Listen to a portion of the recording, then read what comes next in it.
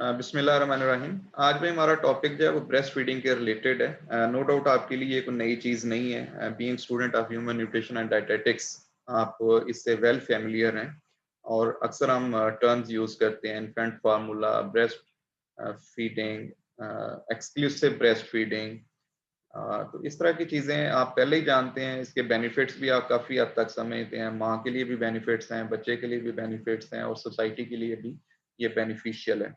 लेकिन बेशक हम मॉडर्न एरा में रह रहे हैं और इसमें नॉलेज बेस जो है वो काफ़ी बेहतर है, लेकिन still due to many reasons breast feeding जो है ये हमें एक सेम पैटर्न इसका ग्लोबली नज़र नहीं आता। और स्पेशली जो गरीब कंट्रीज हैं, जिनको हम लो इनकम कंट्रीज कहते हैं, वहाँ पे इसकी टेंडेंसी ज़्यादा है। और जो हाई इनकम कंट्रीज हैं वहाँ पे इसका ट्रेंड जो है ना वो बड़ा तेजी से जो है वो डाउन हो गया है। However, their governments are trying their best to achieve the goals set by WHO. At least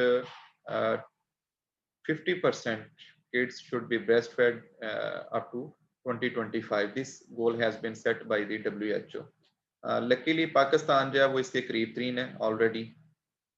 लेकिन हमने भी काफ़ी डिक्लाइन किया है इस प्रैक्टिस के अंदर, और ये लाइफ सेविंग प्रैक्टिस भी है और इसका लाइफ लॉन्ग इम्पैक्ट जो है ना वो भी सोसाइटी में देखा गया है। आज का लेक्चर डिफर इस सेंस में करेगा कि इसमें मैं बहुत सारी आपके साथ एविडेंस बेस्ड स्टडीज जो है वो शेयर करूंगा, और ये आपके लिए एक स्पार्क का काम भी कर सकते हैं। आप में से कुछ लोगों को चाहिए कि वो इस टॉपिक के रिलेटेड जो है वो लोकल स्टडीज जो है उनको कंडक्ट करें। हमारे पास सफिशिएंट एविडेंसेस और डाटा जो है वो अवेलेबल है, तो इसमें कोई किसी किस्म का मैं नहीं समझता कि कोई प्रॉब्लम आने के चांसेस हैं।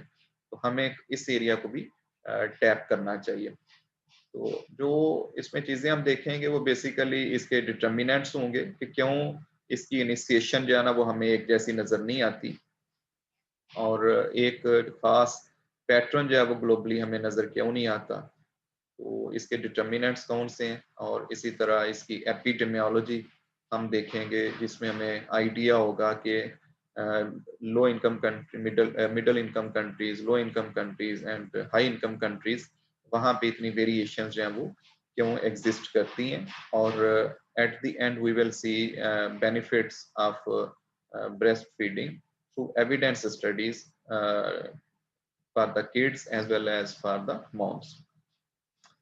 क्लास एग्रीमेंट्स हैं, आप पहले इनसे फैमिलियर हैं, ठीक है। आपने फिजिकली और मेंटली इसमें प्रेजेंट रहना है, और जहां पे आप समझें कि हम अपना एक्सपीरियंस शेयर कर सकते हैं, you are most welcome. And we will also promote the atmosphere of learning. एक दूसरे की केयर करें। After going through this lecture, we will define some key terms: what is breastfeeding, what is seeds, what is pellet, colostrum, meconium, bifidus factor, lactoferrin, lactadherin, maloquin, epidemiology, GNI and GNP, necrotizing enterocolitis, rhinitis, randomized controlled trials, IQ, leukemia, amenorrhea and audacity. तो ये पे कुछ definitions हैं, इसके अलावा भी होंगी, लेकिन इनको ज़रा आप फोकस करना। इसके अलावा हम ओवरव्यू लेंगे ब्रेस्ट फीडिंग का, और 21st सेंचुरी में इसको देखेंगे कि इसके क्या स्टैटिस्टिक्स हैं। इसके साथ साथ इसके बेनिफिट्स जो कि एस्टेब्लिश्ड हैं बच्चों के लिए भी, माओं के लिए भी और सोसाइटी के लिए भी, उनको आपके साथ शेयर करेंगे। और स्पेशल एम्फेसिस जो है ना वो हम देंगे इम्यूनोलॉजिकल प्रोटेक्शन। इम्यूनोलॉजिकल फैक्टर्स जो है ना, ये इन्फेंट फार्मूला जो बनाने वाली कंपनी है वो इसको मिमिक करने की कोशिश कर रही है, लेकिन एक स्लाइड में आपके साथ शेयर करूंगा, आप देखेंगे कि it is almost impossible for the food industries to prepare the replica of the mother milk, because it is extremely rich in nutrients as well as immunological factors. इसके बाद हम एपिडेमियोलॉजी स्टडी करेंगे, और इसमें हम डिफरेंट कंट्रीज का global level पे जो ट्रेंड्स हैं उनका डाटा जो है वो आपके साथ शेयर करेंगे, और हम देखेंगे कि इसमें भी विद इन कंट्री भी और अमंग दी कंट्रीज भी डिफरेंस हैं वो इनइक्वालिटीज एग्जिस्ट करती हैं। सेकंड लास्ट हमारा जो पार्ट होगा उसमें हम लॉन्ग टर्म और short term effects of breast feeding both in children and mothers will be discussed. इसमें मैं एविडेंस बेस्ड स्टडीज आपके साथ शेयर करूंगा, और आप देखेंगे कि बहुत सारी चीजें ऐसी हैं कि जिनके बारे में अब सफिशिएंट डाटा अवेलेबल है, और कुछ पैरामीटर्स स्टिल ऐसे हैं कि जिनके बारे में अभी इतने एविडेंसेस अवेलेबल नहीं है, और हम अभी तक कंक्लूसिव उनके बारे में हमारी राय जो है वो एग्जिस्ट नहीं करती। Lastly we will describe determinants of breast feeding initiation, और ये माँ के रिलेटेड भी हो सकते हैं, ये बच्चे के रिलेटेड भी कुछ फैक्टर्स हो सकते हैं, typically individual to individual differ कर सकते हैं।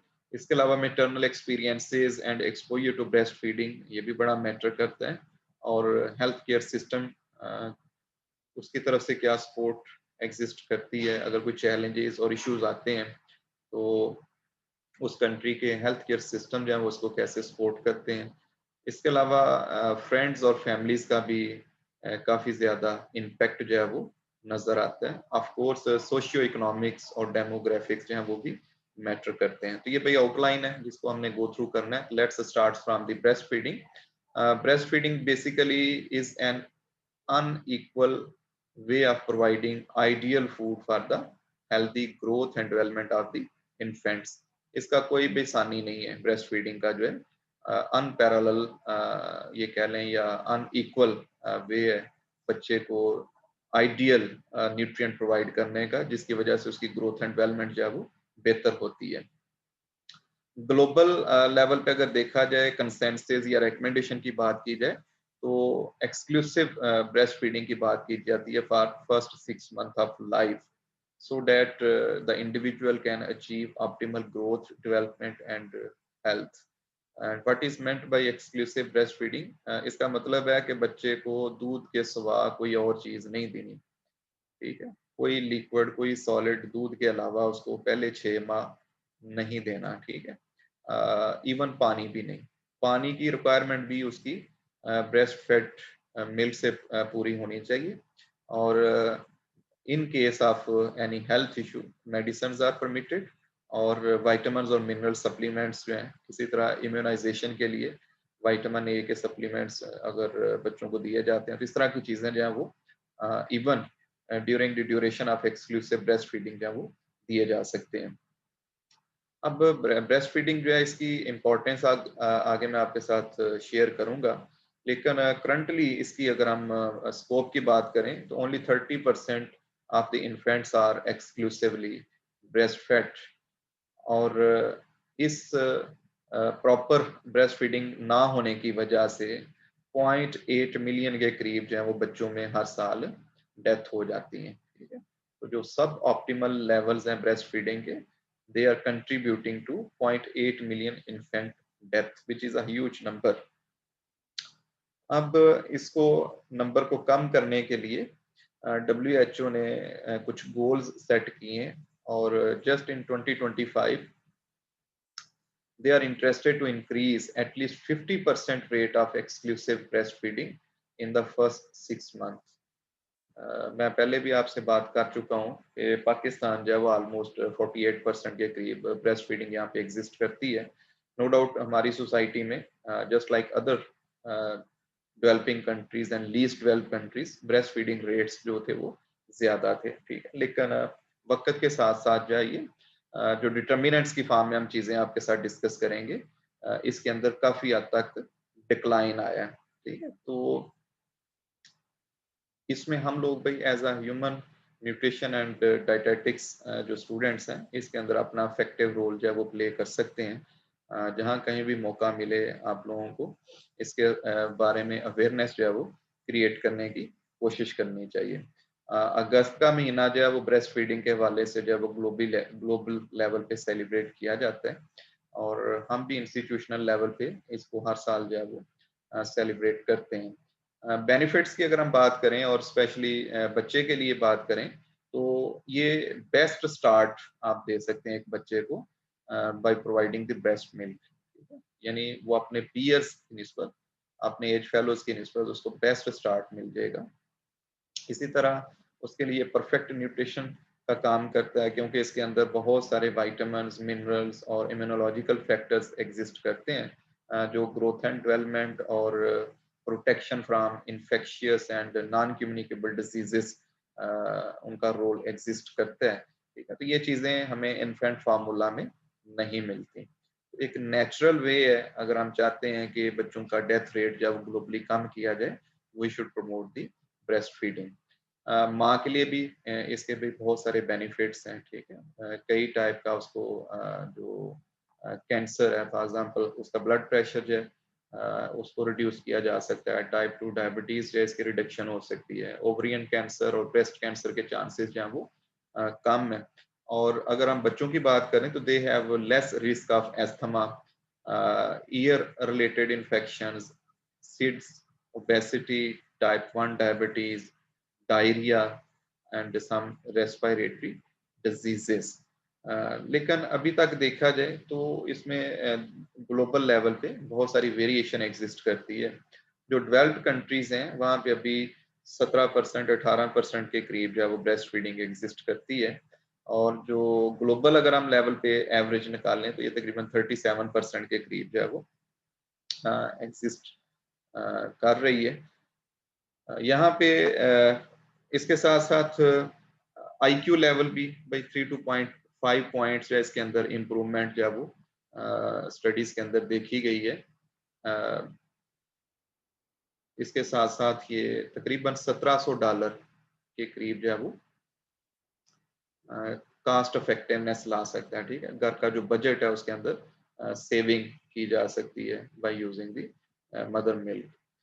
बच्चे के लिए हम बेनिफिट्स की बात कर रहे थे, और इसमें स्पेशली अमेरिकन जो पेडियाट्रिक्स की एसोसिएशन है, वो भी एक्सक्लूसिव ब्रेस्ट फीडिंग के ऊपर जोर देती है, और इसके बाद इसको कंटिन्यू करने का मैसेज दिया जाता है along with some complementary foods. और इसमें जो वर्ड यूज किया गया, फॉर 1 year और longer as mutually desired by the mother and infant. ठीक है, तो ये दोनों के लिए चूंकि बेनिफिशियल है, तो इसको इवन अप टू 2 years तक जो है वो कैरी किया जा सकता है। हेल्थ ऑफ बेबी अगर हम देखें तो इसमें 27% रिडक्शन जो है वो एस्थमा के केसेस के अंदर रिपोर्टेड है। 30% के करीब रिडक्शन जो है वो टाइप 1 डायबिटीज में रिपोर्टेड है। और इसी तरह जो ब्रेस्ट फेड इन्फेंट्स होते हैं उनके अंदर 72% के करीब जो है वो लेस हॉस्पिटलाइजेशन जो है वो हमें रिपोर्टेड है। यहाँ पे एक और इम्पॉर्टेंट इंफॉर्मेशन भाई एग्जिस्ट करती है जो मैं आपके साथ शेयर करने जा रहा हूँ, और इसमें स्टोरेज ऑफ ब्रेस्ट मिल्क की बात की गई है। फ्रेशली एक्सप्रेस्ड और पंप्ड जो मिल्क होता है, अगर इसको रूम टेम्परेचर पे रखा जाए जो कि 25 डिग्री सेंटीग्रेड है, और स्पेशली ये वर्किंग वुमेन के लिए इस तरह की चीज़ें जो है वो मैटर्स करती हैं, जो कि एक्सप्रेस्ड मिल्क जो है वो यूज़ करना चाहती हैं ड्यूरिंग दी वर्किंग आवर्स। तो इसकी शेल्फ लाइफ 4 आवर्स के करीब है, और इसी को अगर रेफ्रिजरेट कर लिया जाए तो ये 4 दिन तक जा सकता है, जस्ट लाइक पेस्चराइज्ड मिल्क। और फ्रीजर के अंदर इसकी लाइफ जो है वो 6 माह से लेके 12 साल तक हो सकती है। लेकिन जब इस रेफ्रिजरेटर और फ्रीजिंग वाले मिल्क को जो है वो यूज करना हो, तो फिर इसकी शेल्फ लाइफ जो है वो कंपैरेटिवली कम होगी। So after thawing, previously frozen breast milk should be used within 1 to 2 hours, because after this time it will be spoiled, and uh, if it is refrigerated, it can be used up to uh, 1 day or 24 hours.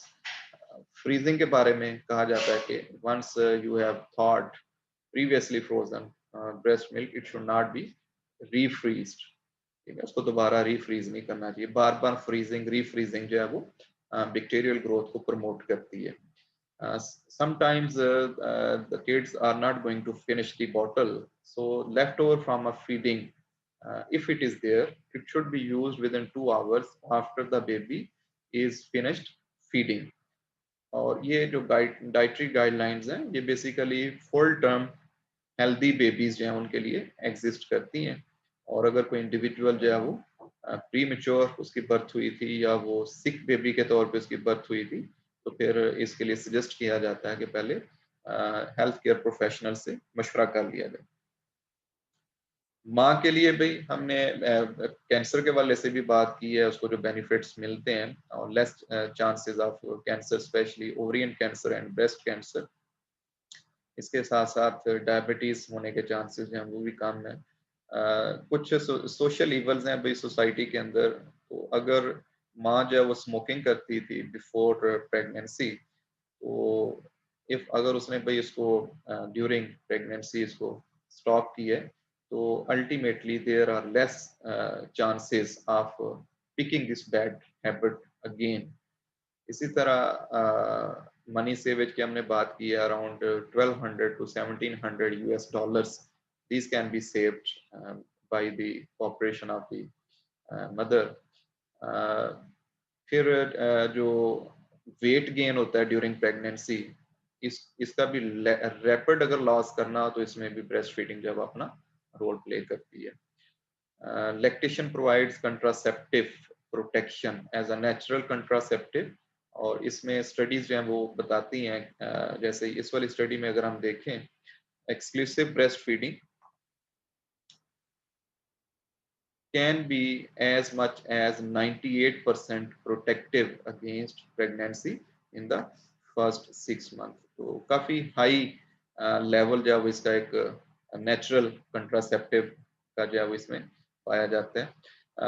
Less uterus bleeding and quick return to its normal size. ठीक है, ये भी जो during pregnancy इसके अंदर जो changes आई होती हैं, दोबारा इसका रेस्टोर होना अपने ओरिजिनल फॉर्म में। ब्रेस्ट फेड इंडिविजुअल्स की जो माएँ हैं उनको ये बेनिफिट भी मिलता है।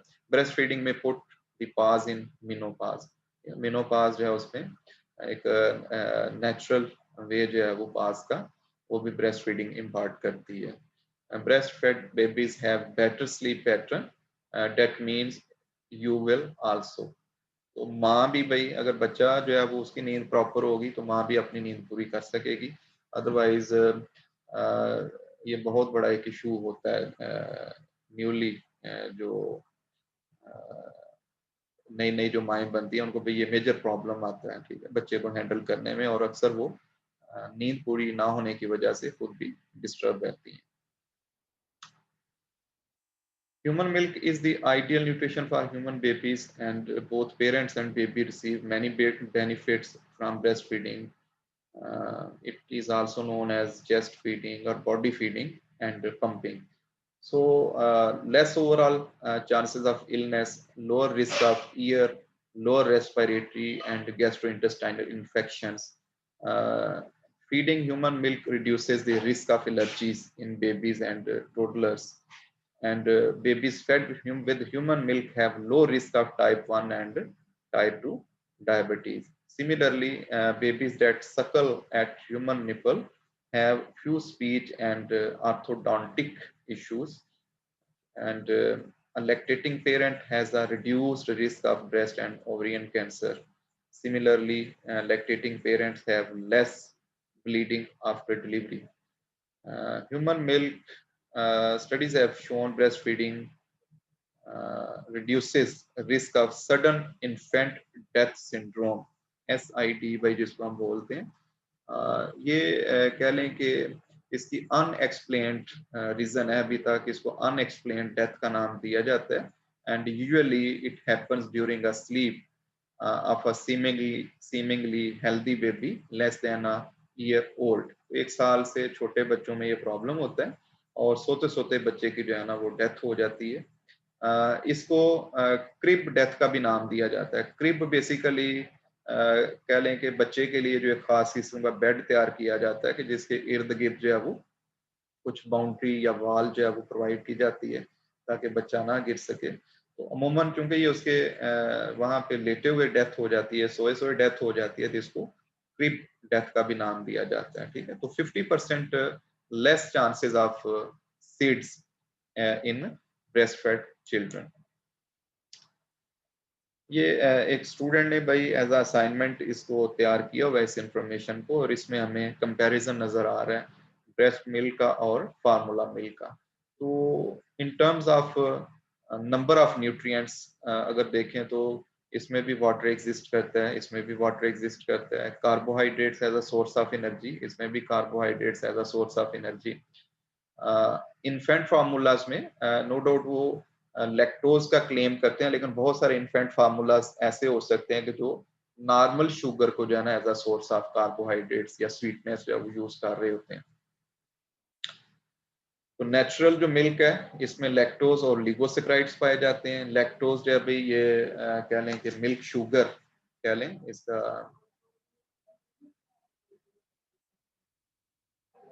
जी ये ज़्यादा डाइजेस्टिबल है भाई, और कैल्शियम एब्जॉर्प्शन के अंदर भी रोल प्ले करती है। और इसके अलावा कार्बोहाइड्रेट्स में अगर हम लिगोसेक्राइड्स की बात करें तो ये प्रीबायोटिक का फैक्टर करते हैं, प्रोबायोटिक्स की ग्रोथ को बॉडी में प्रमोट करते हैं। तो जब हम फार्मूला मिल्क की बात करते हैं तो उसमें यूजुअली कॉर्न माल्टोडेक्स्ट्रन यूज किया जाता है, और लैक्टोज या इसकी जगह पे भी सुक्रोज वगैरह यूज की जाती है। अगर हम फैट की बात करें तो नॉर्मली जो कमर्शियल फैट यूज की जाती है इन्फेंट फार्मूलाज में, ये पाम ओलियन, सोयाबीन, कोकोनट, ठीक है, इस तरह के सोर्सेज जो हम हो सकते हैं।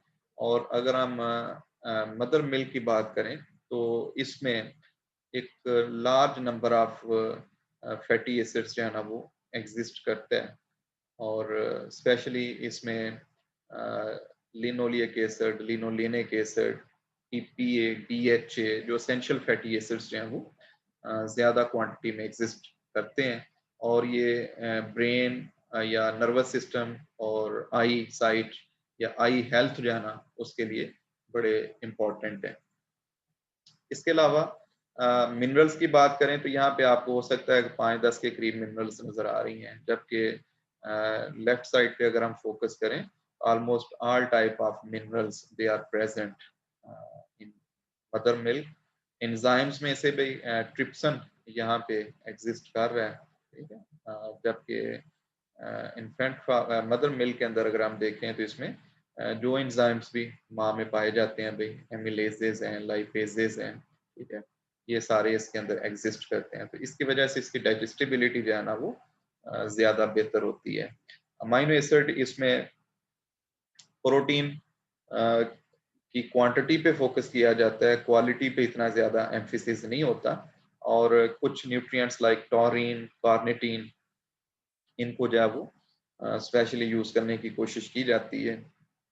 जबकि मदर मिल्क के अंदर अगर हम बात करें तो इसमें एक लंबी लिस्ट है भाई अमाइनो एसिड्स की जो इसमें एग्जिस्ट करते हैं, ठीक है।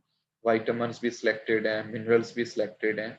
अब जो चीज़ें इसमें हमें मिसिंग नज़र आ रही हैं, इसमें बहुत सारे एंटी माइक्रोबियल फैक्टर्स जो हैं वो, ये माँ के जो दूध में देखें एक लंबी लिस्ट है एंटी माइक्रोबियल फैक्टर्स की जो एग्जिस्ट करती है। इसमें फिर पेप्टाइड्स पाए जाते हैं भाई, ह्यूमन ग्रोथ फैक्टर जो है वो एग्जिस्ट करते हैं। ग्रोथ फैक्टर्स जो हैं इनकी एक लंबी चौड़ी लिस्ट जो है वो आपको यहाँ पे मिलेगी, ठीक है। तो आप सिंपली यहाँ से देख सकते हैं कि ब्रेस्ट मिल्क जो है वो कितना न्यूट्रिशियस और परफेक्ट न्यूट्रिएंट है एज कंपेयर टू जो फार्मूला मिल्क या इन्फेंट फार्मूलाज जो है वो यूज किए जाते हैं। ब्रेस्ट मिल्क की अगर हम एनर्जी प्रोफाइल देखें तो ये जो अडल्ट डाइट है उससे कंपैरेटिवली डिफरेंट नजर आती है। The proportion of energy yielding nutrients in human breast milk differ from those recommended for adults. अब हमें क्या रिकमेंडेशंस हैं कि हमारी डाइट में 50-60% के करीब कार्बोहाइड्रेट्स होने चाहिए, जबकि बच्चे की डाइट में आप देखें तो मेजर पोर्शन जो है वो फैट है, ठीक है। 55% फैट जो है वो बच्चे को मदर मिल्क के अंदर मिल रही है, ठीक है। इसके अलावा यहाँ पे फिर कार्बोहाइड्रेट्स की क्वांटिटी जो है रिड्यूस हो जाएगी, क्योंकि बच्चे की ग्रोथ बड़ी रैपिड होती है और इस फेज में उसको एनर्जी भी चाहिए होती है और न्यूट्रिएंट्स भी चाहिए होते हैं। अब एनर्जी की रिक्वायरमेंट्स जो है ना, ये हाई इनटेक का जो फैटी एसिड्स हैं या फैट है वो फुलफिल कर सकते हैं। फिर फैट की क्वालिटी मैंने आपसे पहले ही बात की है कि इसके अंदर EPA, DHA, linolenic acid, linoleic acid, इस तरह के एसेंशियल फैटी एसिड्स पाए जाते हैं जो नर्वस सिस्टम और आई हेल्थ में बड़ा इंपॉर्टेंट रोल प्ले करते हैं। कार्बोहाइड्रेट्स की अगर हम बात करें तो क्वालिटी वाइज जो कार्बोहाइड्रेट्स हैं वो भी ब्रेस्ट मिल्क के अंदर बेहतर हैं। इसमें लैक्टोज पाया जाता है, इसमें लिगोसेक्राइड्स पाए जाते हैं, जबकि कमर्शियली जो सोर्स ऑफ कार्बोहाइड्रेट्स यूज किए जाते हैं ये माल्टोडेक्स्ट्रन हो सकता है, ये सुक्रोज हो सकता है। और प्रोटीन की अगर हम बात करें तो जो मदर मिल्क है इसमें प्रोटीन क्वांटिटी वाइज कम है, 6% as compare to adult diet जिसमें हम कहते हैं 20-25% पोर्शन जो है वो प्रोटीन से आना चाहिए। लेकिन प्रोटीन की अगर क्वालिटी की बात करें तो जो मेन प्रोटीन है मदर मिल्क के अंदर ये अल्फा लेक्ट एल्ब्यूमिन है, ठीक है। अल्फा लेक्ट एल्ब्यूमिन जो है ये ज्यादा डाइजेस्टिबल है और बेहतर तरीके से एब्जॉर्ब होती है। और इसके साथ साथ जब इसकी एक्सक्रीशन की बात की जाए तो ये किडनीज के ऊपर स्ट्रेस नहीं डालती, तो डबल बेनिफिट हो गया अभी। better absorption, better digestibility, and better removal from the body without disturbing the kidneys, जो कि बच्चे में हो सकता है कि अभी इतने मेच्योर फॉर्म में एग्जिस्ट ना कर रहे हों। अगर हम दूसरी जो डाइट्स हैं इसमें इवन अगर आप इन्फेंट फार्मूला की बात कर लेते हैं या अदर एनिमल्स मिल्क की बात कर लेते हैं तो इसमें जो केजीन है वो ज्यादा यूज की जाती है। तो केजीन देखें, ये ह्यूमन मिल्क जो है वो इजी है डाइजेस्ट करना क्योंकि इसके अंदर वे प्रोटीन ज्यादा है। और काउ मिल्क या milk from other mammals it is difficult to digest because it has more proportion of casein almost 80% and in case of mother milk almost 35%। ये कर्ड करती है, भी कर्ड्स बनाती है basically. So this is the difference in the quality of proteins in different milks. अब तीसरी चीज है भाई, न्यूट्रिएंट्स के साथ साथ हम बात करेंगे कुछ प्रोटेक्शन फैक्टर्स की जिनको मैंने इम्यूनोलॉजिकल प्रोटेक्शन का नाम दिया है। तो मेन डिफरेंस जो आ जाता है वो क्लोस्ट्रम की प्रेजेंस है। क्लोस्ट्रम जो है ये first 2 to 3 days after delivery इसमें ये प्रोड्यूस होता है और एक मिल्क लाइक सब्सटेंस है जो कि मेनली एंटीबॉडीज और वाइट ब्लड सेल्स के ऊपर कंसिस्ट करती है। क्लोस्ट्रम जो है ये इम्यूनिटी को इम्प्रूव करता है क्योंकि इसके अंदर एंटीबॉडीज होती हैं और इसके साथ साथ ये डिजीज काजिंग बैक्टीरिया जो है वो गट के अंदर उनको इनएक्टिवेट करता है। इन्फेंट फार्मूलाज के अंदर क्लोस्ट्रम जो है ना वो एग्जिस्ट नहीं करता, तो इसलिए उनको इन्फेक्शन होने के चांसेस जो है वो ज्यादा रहते हैं। So these are some benefits imparted by the colostrum, like it is antibody rich and also have white cells. So ultimately, greater protection against allergy and infections. It is purgative in nature and it clears the meconium. Meconium by kya? Basically, this is the earliest stool of an infant composed of materials ingested during the time the infant spends in the uterus, ठीक है। तो first भाई जो बच्चा पोटी करता है ना भाई उसका मिकोनियम का नाम देंगे। मदर मिल्क जो है ना ये इसको हेल्प करता है किड को कि वो मिकोनियम को रिलीज करे, ठीक है। और इसके अलावा जॉइंटिस को प्रिवेंट करता है। फिर इसमें क्लोस्ट्रम के अंदर भाई ग्रोथ फैक्टर्स पाए जाते हैं जो इंटेस्टाइन की मेच्योरिटी के अंदर रोल प्ले करते हैं, एलर्जी से प्रिवेंशन देते हैं और इंटॉलरेंसेस जो है ना उनसे प्रोटेक्शन प्रोवाइड करते हैं। इसके अलावा ये रिच इन वाइटामिन है, स्पेशली वाइटामिन ए, ठीक है। It reduces the severity of infections. तो अब ये जो 4-5 चीजें यहाँ पे लिखी गई है ना, अगर बच्चे ने क्लोस्ट्रम नहीं लिया या इनिशिएशन ऑफ ब्रेस्ट फीडिंग जब विद इन आवर या विद इन 24 आवर्स नहीं की गई तो ये बेनिफिट्स है ना वो किड्स जो है वो लूज कर देते हैं।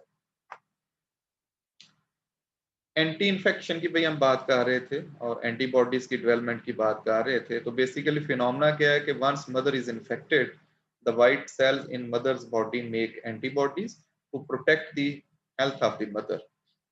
However, some of these white cells also move towards the breast and make antibodies there. And once the kid is going to fed, these antibodies will be shifted to the kid's body and ultimately these will protect the baby as well. तो इस तरीके से हम कह सकते हैं कि भाई इम्यूनिटी जो है ना वो बच्चे के अंदर कैसे क्रिएट होती है।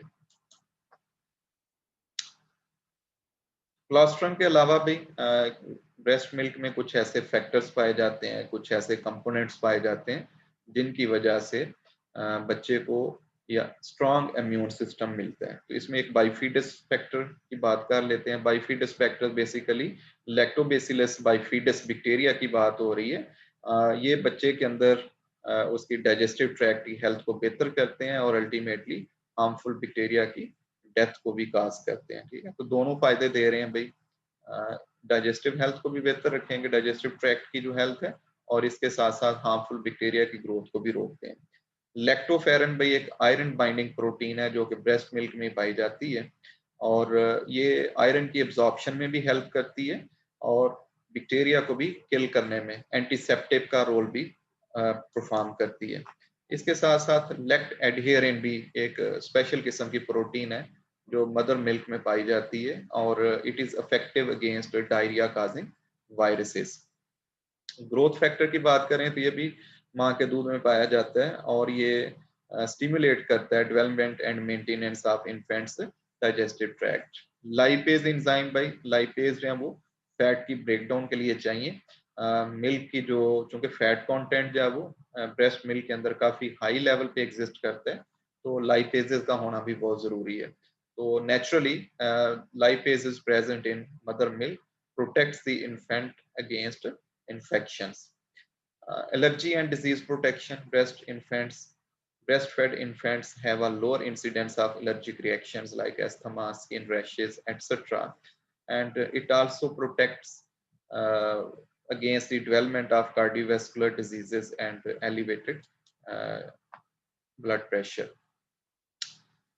इम्यूनोलॉजिकल फैक्टर्स के बाद भाई अब की मैसेजेस जो है ना वो हम आपके साथ शेयर करते हैं जो इस लेक्चर में से हमें बेसिकली मिलते हैं। तो नंबर वन तो इससे हमें ये पता चलेगा कि ब्रेस्ट फीडिंग की इम्पोर्टेंस क्या है। ठीक है, और स्पेशली लो इनकम और मिडिल इनकम कंट्रीज की अगर हम बात करें तो वहाँ पे ये हमें ज़्यादा रिकग्नाइज्ड नज़र आती है। नो डाउट यहाँ पे एजुकेशन बेस्ड है वो कंपैरेटिवली कम है, लेकिन यहाँ पे गरीब होना भी इनके लिए नेमत साबित हो रहा है। अक्सर जो लो इनकम कंट्रीज हैं वहाँ पे माओं के पास इसके अलावा ऑप्शन ही नहीं कि वो बच्चे को फीड करें। ठीक है, they don't have the income or sufficient resources to purchase the other stuff for the kids, which are usually available and procured in high income countries. Less consensus exists about its importance in high income countries. एक message क्या निकला कि जो low income और middle income countries हैं वहाँ पे breast feeding की इम्पोर्टेंस जो है वो ज्यादा अच्छे तरीके से रिकग्नाइज्ड है as compare to developed countries or high income countries. In low income and middle income countries, only 37% of the children younger than 6 months of age are exclusively breastfed. No doubt ये ratio में बड़ी कम नजर आ रही है। 1/3 of the kids they are exclusively breastfed in low and middle income countries, but this ratio is even low in high income countries जहाँ पे सिर्फ 18% के करीब के बच्चों को ब्रेस्ट फीड किया जाता है। With few exceptions, breastfeeding duration is shorter in high income countries than in those that are resource poor countries. Again भाई लेट्स के अगर ब्रेस्ट फीडिंग जो है वो शुरू की जाती है डेवलपिंग कंट्रीज के अंदर भी, लेकिन इसका ड्यूरेशन बड़ा शॉर्ट है, जबकि इसका ड्यूरेशन जो है वो रिसोर्स पुअर कंट्रीज के अंदर जो है वो ज्यादा नजर आता है, ज्यादा अरसे तक जो है इसको कैरी किया जाता है। मेटा एनालिसिस डिफरेंट स्टडीज का जहाँ जो यहाँ पे डिफरेंट स्टडीज को जब एनालाइज किया गया तो इनसे हमें पता चलता है कि breast milk provides protection against infections, ठीक है। और इसके अलावा मालोक्लूयन भाई, मालोक्लूयन जो है ये basically irregular contact of opposing teeth in the upper and lower जास, ठीक है। नॉर्मली जब अपर और लोअर जा के टीथ जो है वो एक पोजीशन में होंगे तो फिर बाइटिंग, चर्निंग, ये सारे प्रोसेसेस जो हैं वो बेहतर फॉर्म में होंगे। और अगर ये इररेगुलर इनके दरमियान कांटेक्ट एग्जिस्ट करता है तो फिर अल्टीमेटली खाना पीना जो है वो भी डिस्टर्ब होगा। इसके अलावा इंटेलिजेंस के अंदर इम्प्रूवमेंट रिपोर्टेड है और reduction in overweight and diabetes has been found. However, no association was found regarding allergic disorders such as asthma or blood pressure or cholesterol. कुछ स्टडीज के अंदर पॉजिटिव इफेक्ट रिपोर्टेड है, लेकिन अक्सर स्टडीज अभी ये स्टडीज इस लेवल तक नहीं पहुंची कि एक वैलिड कंक्लूजन जो है ना वो ड्रॉ किए जा सके। टूथ डिके के चांसेस जो है वो ज्यादा बताए गए हैं और जितना अरसा ब्रेस्ट फीडिंग की जाती है उतना अरसा जो है ना वो इसके अंदर इसकी फ्रीक्वेंसी जो है वो बढ़ती जाती है। लेकिन इसमें भी जो ज्यादा प्रॉब्लम है बेसिकली वो ओरल हाइजीन है। तो अगर फीडिंग के बाद ओरल हाइजीन कर ली जाए तो टूथ डिके को जो है वो कम किया जा सकता है। नर्सिंग वुमेन की अगर बात की जाए तो या ब्रेस्ट फेड मदर की अगर बात की जाए तो they have protection against breast cancer, ovarian cancer, type 2 diabetes and also improved birth spacing. Next जब ये डिफरेंट टाइप के हमें मैसेजेस मिलते हैं तो अगर इसको स्केल अप किया जाए ब्रेस्ट फीडिंग को at universal level, so we can prevent about 0.8 million annual death in children younger than 5 years of age along with 20,000 annual death from breast cancer. ये कितना बड़ा एक बेनिफिट है भाई।